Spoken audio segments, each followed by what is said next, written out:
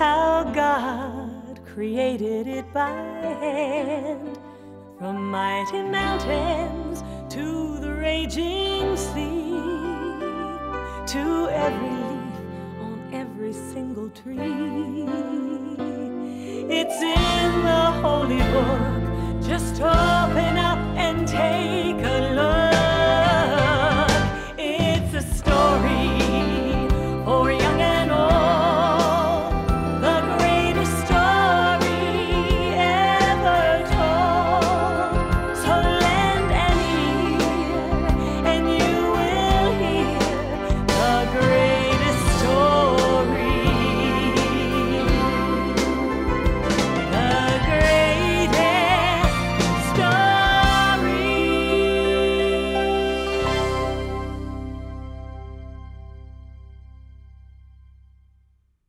In the beginning, there was God. The earth was empty and dark. God looked over the surface of the world. It was time for something to happen. Let there be light. And the earth became light. I shall call the light day and the darkness night. And so there had been darkness and then light. And that was the world's very first day. Now, God was just getting started. The next thing to do was to make the sky above the world and to fill the sky with clouds. And that was the second day of the world.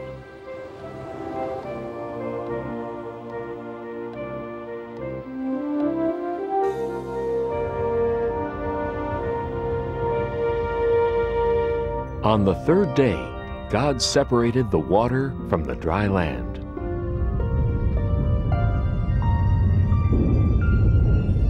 God made all kinds of things to put on the land. There were rocks and mountains, valleys, deserts, and beaches. There were big islands and little islands. There were oceans and seas, rivers and lakes. But there was still more to come on the third day, because God wasn't done yet. It was time to make all the plants. God made tall trees and short bushes, vines, ferns, leaves, and flowers.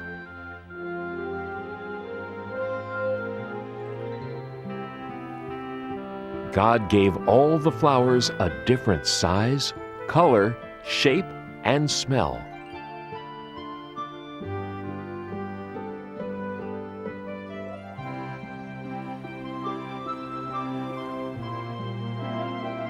And all the grasses and plants and trees that make seeds and fruits were made on the third day too.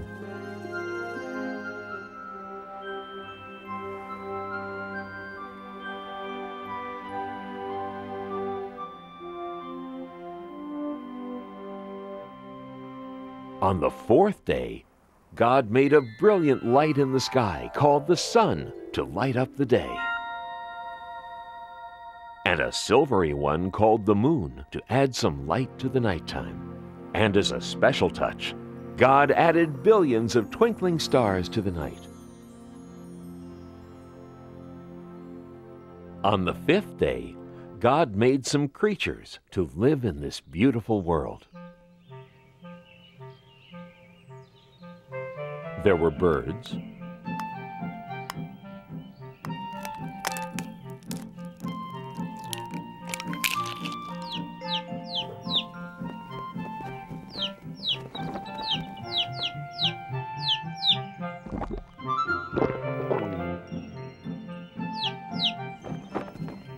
and more birds,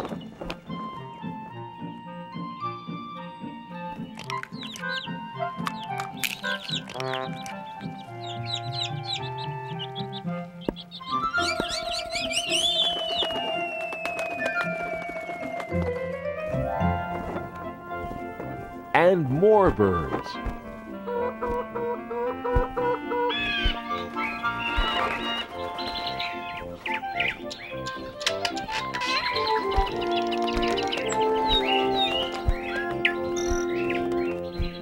And in the rivers and oceans and seas and lakes, God made fish.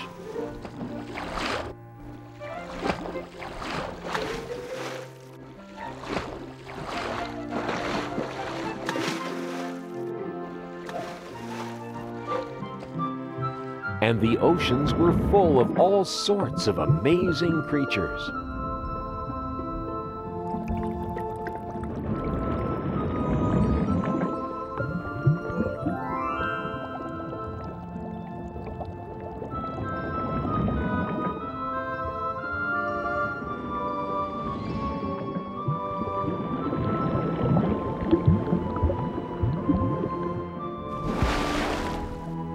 And that was the end of the 5th day.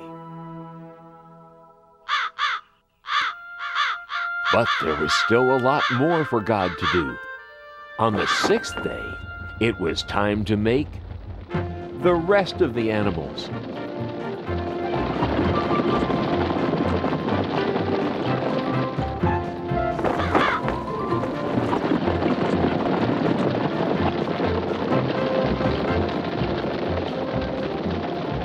There were so many animals to make. Big animals,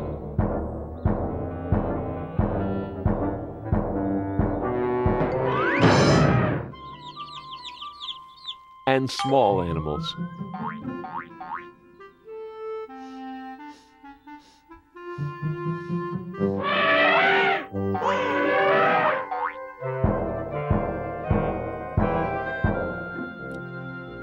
There were spotted animals,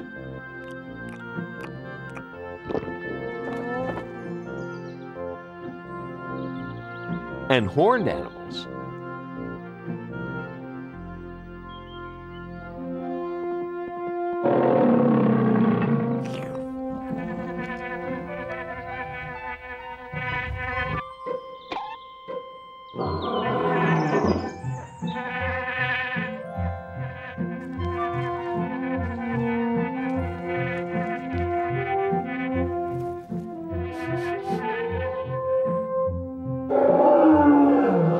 Every one of God's animals was beautiful.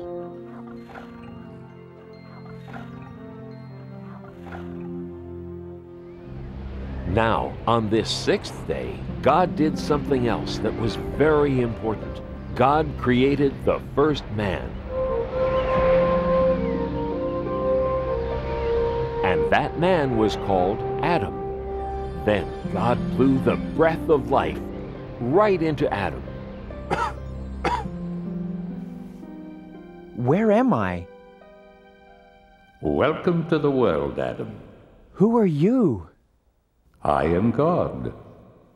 Look around you. All the plants of the earth and all their seeds and all their fruits, I give them to you. And all the animals. You have power over them as well. Everything is yours to use, to care for, and protect.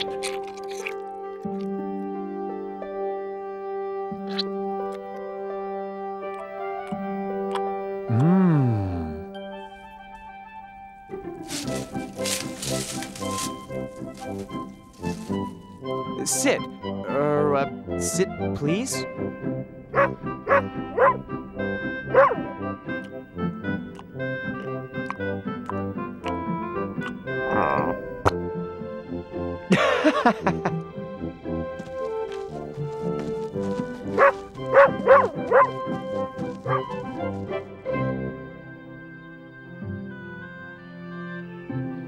God looked over everything and was happy. And on the 7th day, God rested. Ah, it is very good.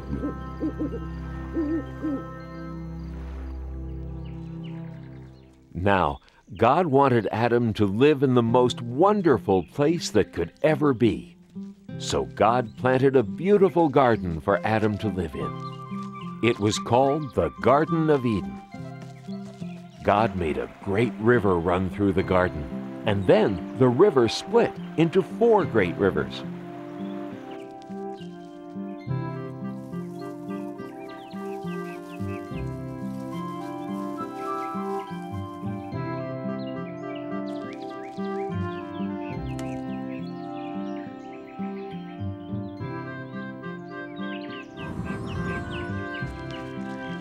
Adam had all the animals for company in the garden.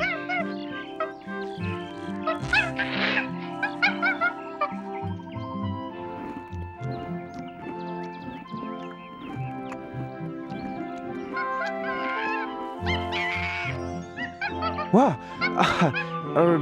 Excuse me.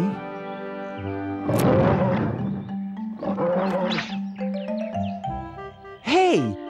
Adam's first job was to name all the animals. This new request from God sounds like it's quite a job. I'm going to be as busy as a bee. I've got to search my brain and come up with a name for every living, breathing thing I see. You with the large brown spots, eating from treetops, your neck is the biggest part of you. Twisting round so easily, I believe your name will be Stretchy. Now that's pretty catchy. Or perhaps Giraffe will do. The jungle must belong to one so fierce and strong. I shiver and tremble at your growl. So you with the flowing mane, I give you the kingly name, Rory. No, that fits you poorly. Maybe lion is fine for now. Those flippy flappy things, I think I'll call them wings. And creatures they're attached to will be birds. The redbreast will be robin, ostrich that big odd one. Parrot is the clawed one who repeats all my words. I'd say your fancy shell protects you very well, although it can slow you down a bit. So you with the scaly skin, I name you and all your kin Pokey. Nah, too hokey. Know your word'll be turtle, yeah, just right. The swimmers in the sea will mostly fishes be, with whale and snail and lobster one and all. The orange one is goldfish, cod, the ice cold fish. Tadpole has the bold wish of one day being frog. The way you jump around, you hardly touch the ground, and scamper so fast you're just a blur. So you with the cottontail, you'll be known on every trail as Hopper. No, that's not proper. Oh, I have it, you're rabbit for sure. It's still early in the day, and I'm well on my way to naming every animal I know. Why, there's only 500,000 more to go.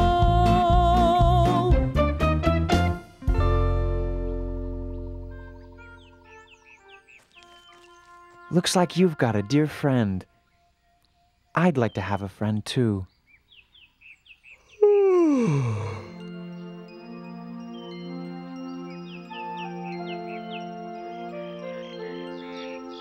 There were many animals to name. Adam grew very tired of trying to decide what to call each one. Now, God looked down on Adam sleeping there in the garden, and Adam looked very alone.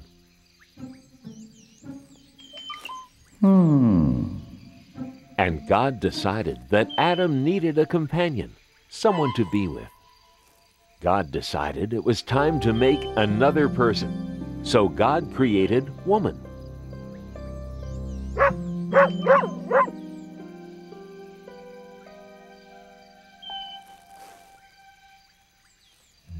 What?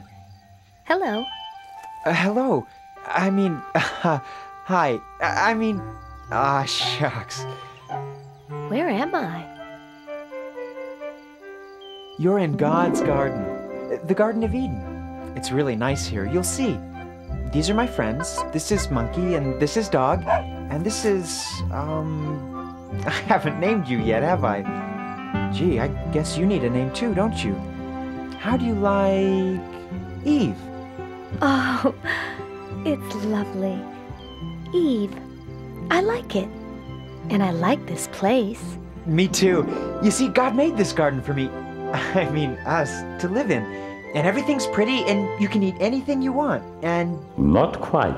Who was that? That was God. Oh. God's the one who made us.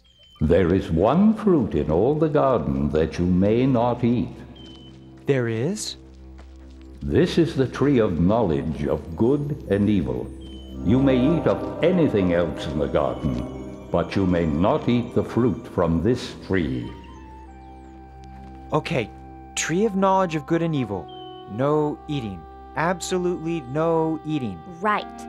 Anything else in the garden is okay, but not that tree. Definitely not that tree. Right.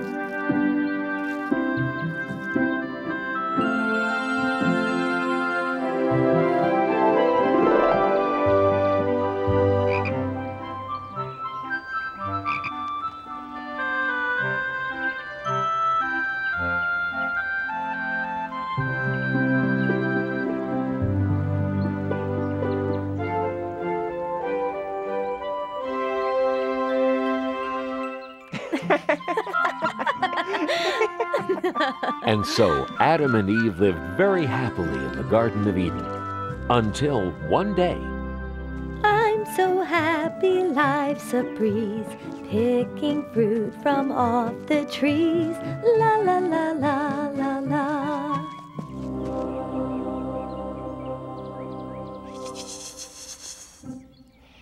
Howdy.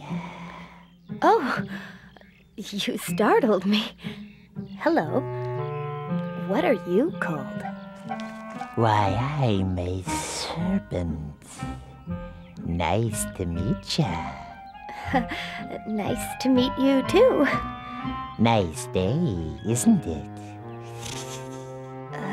Very nice day. Nice tree, isn't it? Very nice tree. Nice fruit. I have to go now. No, you don't. We're just getting to know each other. You don't want to hurt my feelings, do ya? No. Good, because I want us to be very good friends. Now, as I was saying, it's nice fruit, isn't it? You can eat it, you know. Eat what? You know what I'm talking about. The fruit of this tree. You can eat it. The fruit of this tree? No, I can't eat that. Sure you can. It's easy. It tastes great. We're not allowed to eat that. God said so. God said we'd be in big trouble if we ate that fruit. Nah, you won't be in trouble. God just doesn't want you to eat the fruit from this tree, because if you eat it, you'll get smart. Like God. What's the matter? Are you a chicken? I'm not a chicken. Well then, why not give it a shot? Just one teeny tiny taste. God probably won't even notice. And this fruit, I'm telling you, is incredible. No, I really can't. I'll never tell. Try it. Well, if it won't kill me, and it'll make me smart, maybe just one tiny taste. Sort of a lick, not even a bite, really. Oh, how bad could that be? Wow! Pretty good, huh?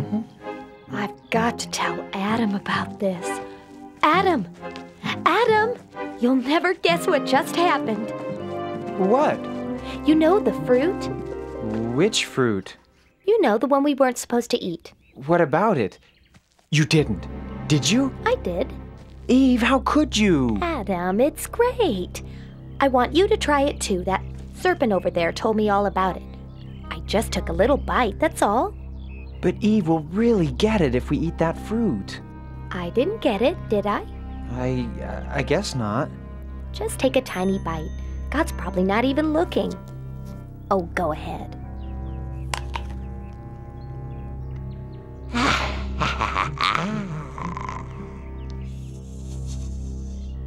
I don't know. It was good, but suddenly I feel kind of scared. I just feel so, I don't know, so sort of naked. Good grief! I'm naked! Yikes! I'm naked too!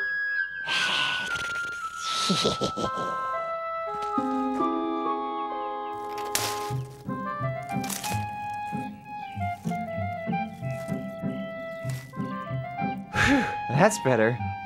What were we thinking? Uh-oh. I think God's coming. I think we're in trouble. Big trouble. I think we're gonna get it now.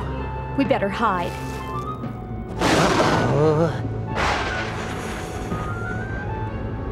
Adam, Eve, what are you doing?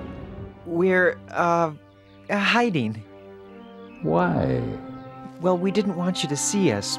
We did a bad thing. We were scared. How did you know these things? Did you eat from the tree of knowledge of good and evil? Well, yes, but it was her fault. She talked me into it. It wasn't my fault. That serpent talked me into it. I am not happy. You have disobeyed me. We're sorry. We're really sorry. I'm not worried. What can happen to me? You, serpent, will crawl on your belly and eat dust forever. Ah, no! You will fear people, and people will fear you. This is your punishment for all time. And you, Adam and Eve, because I trusted you and you disobeyed me, you must leave the garden.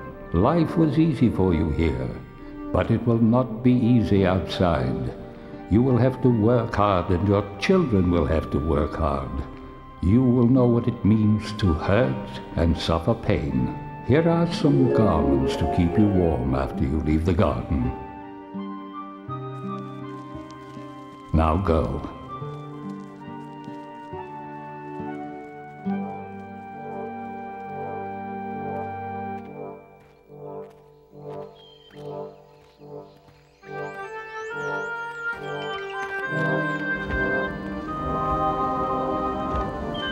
God put an angel with a flaming sword at the entrance to the garden, so Adam and Eve could never go back.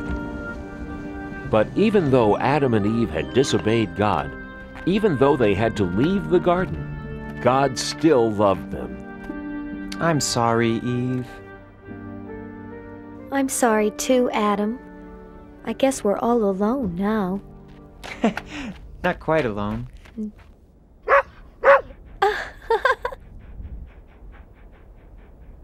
And thus began Adam and Eve's new life outside the garden. From then on, their life was filled with joy and sadness, good things and bad. But even though they could never go back to the garden, God did not abandon Adam and Eve. God always watched over them, wherever they went, forever after.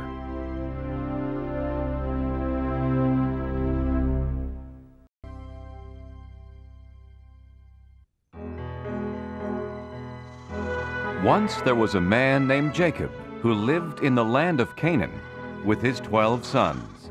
The oldest was Reuben, then Simeon, Levi, Judah, Issachar, Zebulun, Gad, Asher, Dan, and Naphtali.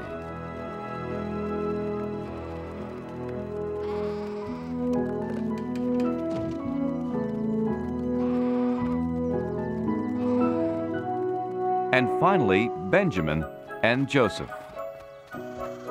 They were Jacob's children by his second wife, Rachel. Being the youngest, they stayed at home while their brothers worked the pastures. Jacob loved all his sons, but Joseph was his favorite. Father, when can I tend the sheep with my brothers? I dreamed it would be any day now. Joseph, you and your dreams. You start tomorrow. And to celebrate the big event, I have a surprise for you. Now that he's of age, Joseph will join his older brothers in the fields. All right. And this will keep you warm. Oh, Father, it's beautiful. Hey, look at these sleeves and the colors. Father should have given you a coat like that, Reuben. You're the oldest. Huh. In my dreams. Joseph's brothers were jealous of his gift. It reminded them that their father loved him most of all. But the beautiful coat wasn't the only thing that made them angry at Joseph.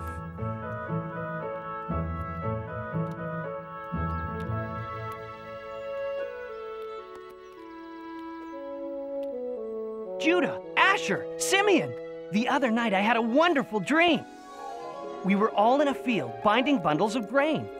And my bundle stood upright while yours gathered around mine and bowed down. Bowed down? To you? Huh? Father may worship you, but we don't. Hey, it was just a dream, Simeon. I'm going to bed.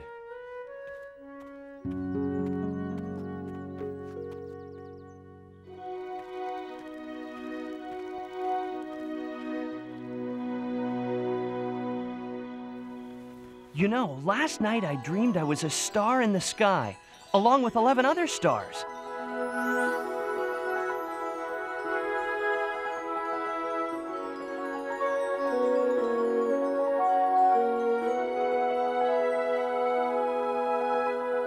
The sun and the moon were there too.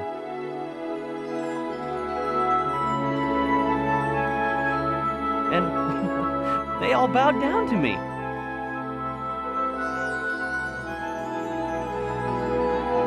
"11 stars? You mean 11 brothers. And we're supposed to bow to you? Who do you think you are? A king?" If we're the stars, who are the moon and sun? His mother and I. Joseph, you don't think your family should actually worship you? Father, it was just a Get to sleep. You and your brothers leave early in the morning. If you sleep late, they won't wait for you. Father's got that right. And I don't want to hear anything more about dreams.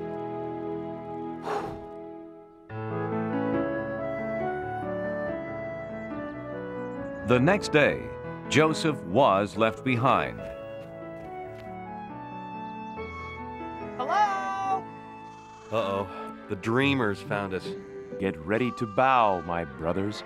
Look at him, strut around like a peacock in his new coat. Sometimes I wish we could get rid of him. No, you don't. But I do.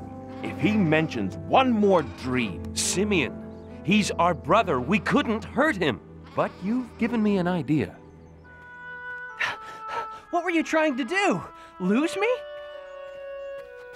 Joseph began to tell his brothers how smart he had been to find them, but they weren't listening.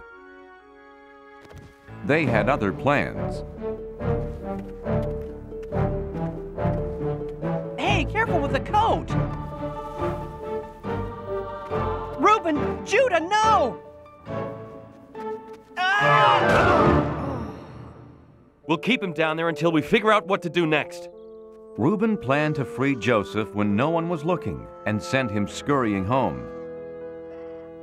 Oh, no!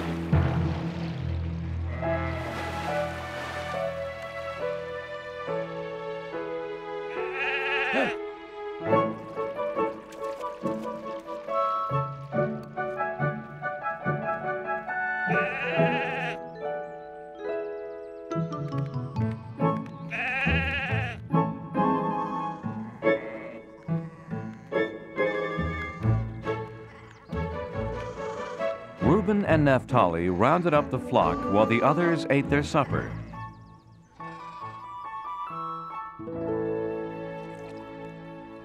While they ate, a caravan approached.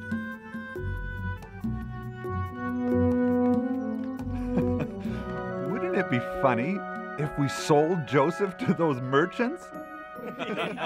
Yeah. Why not?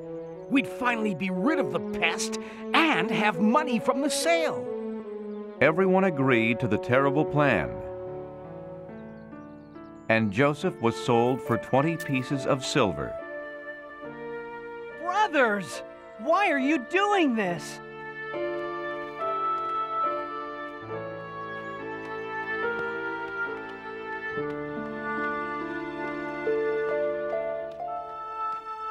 God, whatever happens to me, I still have my faith in you.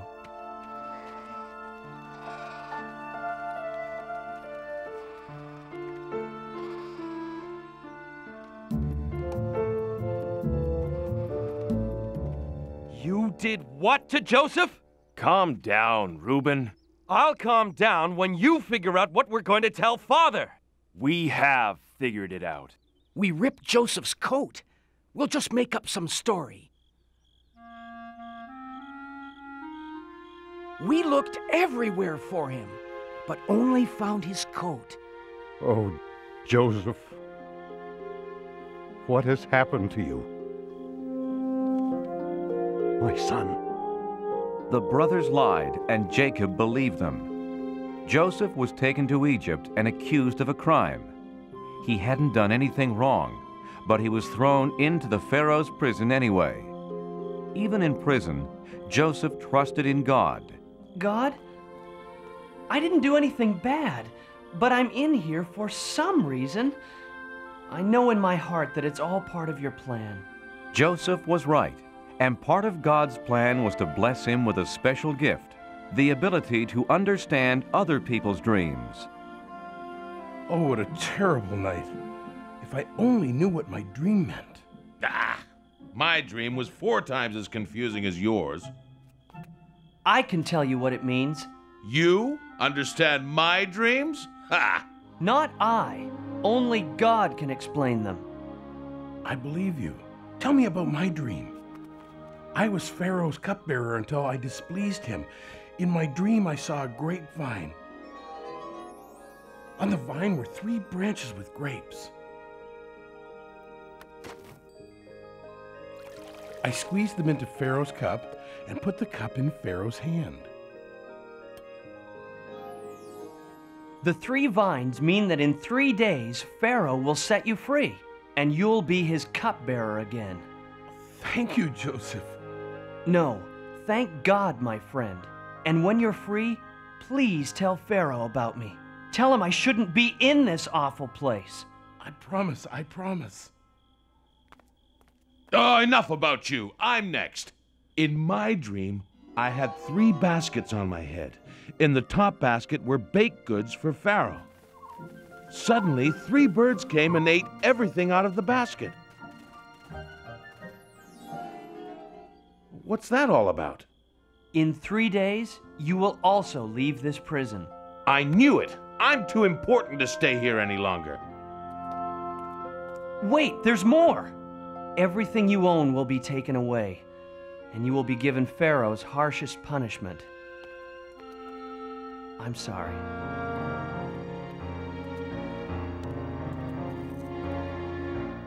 Everything Joseph said came true, but the cupbearer forgot to tell Pharaoh about him.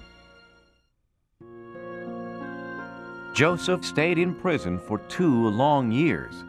Then one day,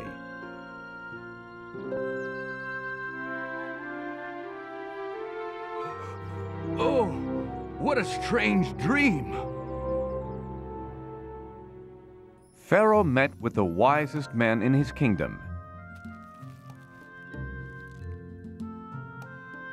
Maybe they could understand his dream.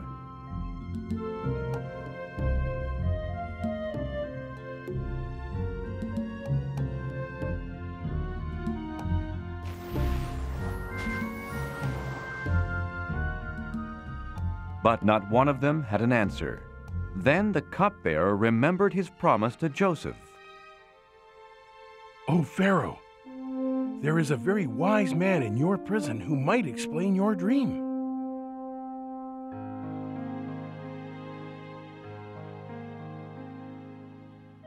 Joseph, I dreamed that I was standing on the banks of the Nile when 7 fat cows came out of the water. Then 7 skinny cows came out of the river. And suddenly, the skinny cows ate the fat cows.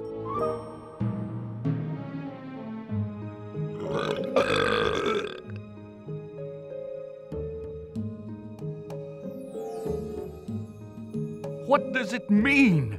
My God is telling you what he plans to do. The 7 fat cows mean that there will be 7 years with plenty of crops and food for everyone. But the 7 skinny cows mean that after that, for 7 years, no crops will grow and your people will have no food. This is horrible, terrible. No, Pharaoh. God has sent you this message so that you can prepare. Build barns to save some of the food that grows in the 7 years of plenty. Your people will have plenty to eat. It is true. You are filled with the Spirit of God. This is the wisest man in my kingdom.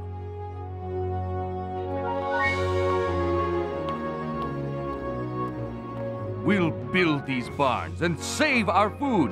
And there is only one man who I trust to do such an important job. This man, Joseph. Joseph went right to work.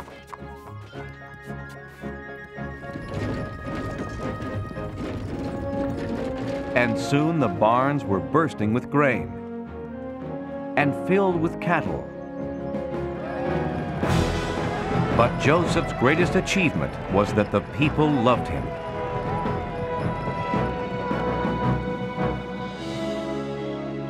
God had helped Joseph do these wonderful things, and Joseph never forgot to thank him.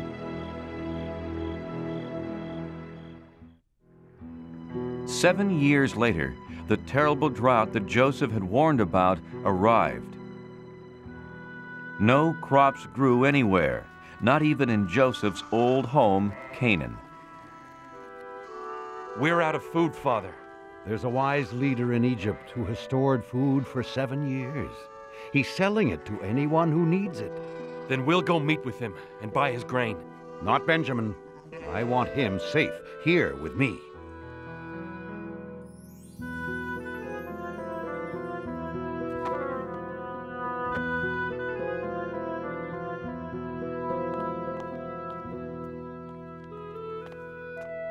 Joseph recognized his brothers.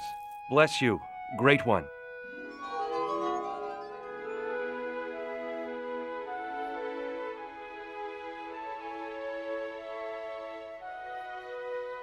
But they didn't recognize him, so he pretended to be a stranger. Where are you from? Canaan, great one, seeking food for our family.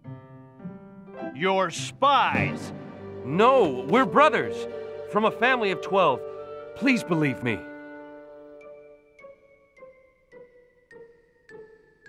Liar! There are only 10 of you. One brother was killed, and Benjamin, the youngest, was left at home. I'll sell you my grain, but to prove that you are innocent and honest, bring this younger brother of yours the next time you come. I am going to keep one of you here until you return. Do you promise? We promise. God is punishing us for selling Joseph into slavery. He pleaded with us, and we betrayed him.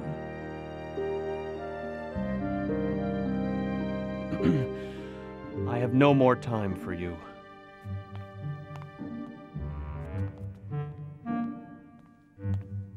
Take your grain and go.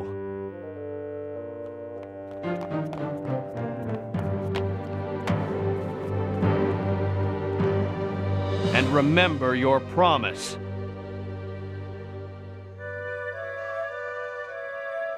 Father, we had no choice. Oh, Simeon, my son, a prisoner in Egypt. But look, Father, we got the grain.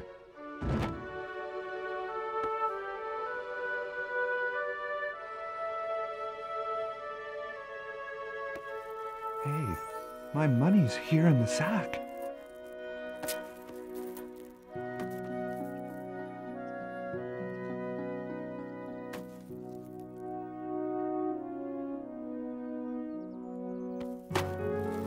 Now we'll be accused of being thieves as well as spies.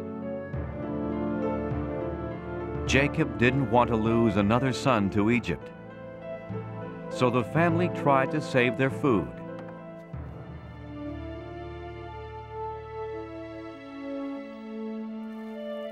But soon it was all gone. We're leaving for Egypt. And we must take Benjamin. No, he'll wind up in prison like Simeon. We promised, Father. If Benjamin doesn't come, Simeon will stay in prison. And the Egyptian ruler won't sell us his grain. Benjamin will come home unharmed. I promise. If he doesn't, Judah, I'll die of sadness. Is your father well? Yes, sir. Good. God has blessed you.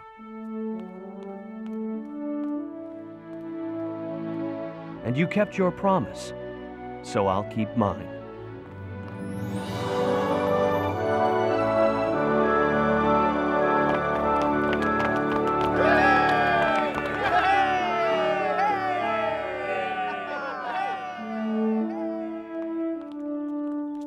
Then the brothers left, but Joseph had told his servant to secretly place his silver cup in one of their sacks. Stop! Why do you repay good with evil? One of you has stolen my silver cup. Stand. No.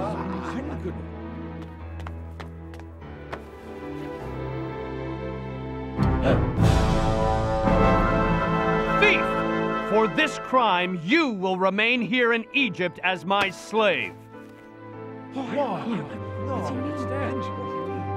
Please, If Benjamin doesn't return home with us, our father will die of grief.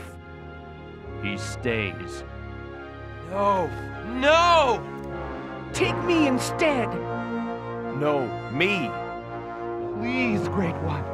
When you threw me down that well, you meant it to be a bad thing. But in the end, God has turned it into something good. I came to Egypt and helped keep a nation from starving. It's me, Benjamin! Joseph! It's true, I'm Joseph. Oh, can't you tell it's me? Look closer and you'll see the eyes of your lost brother. I am so glad to have my family gathered here. It's so good to know you're near again. It's really me, even I can hardly believe you are standing here after all these years. It was God's plan for me to be just who I am.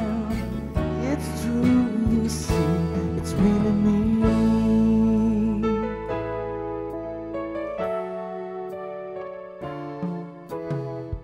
What's done is over. Oh, brothers, dry your tears. It was God who sent me here, and my heart holds no anger. What you meant for evil then, God has used for good.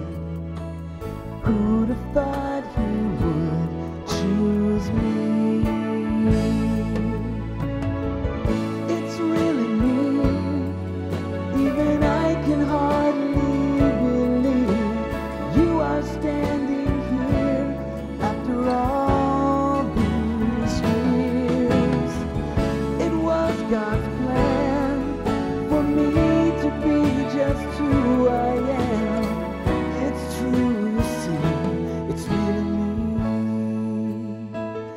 It's really me. It's really me.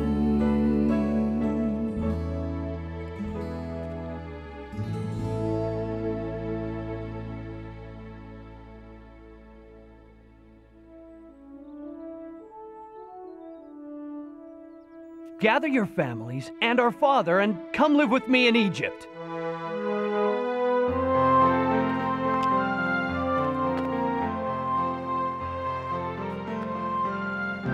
Joseph, God be praised. You're alive and well. Joseph and his family were never apart again, and God, who helped them survive the famine, raised up a great nation from this family. So Joseph learned that even when bad things happen, God can turn them into something good.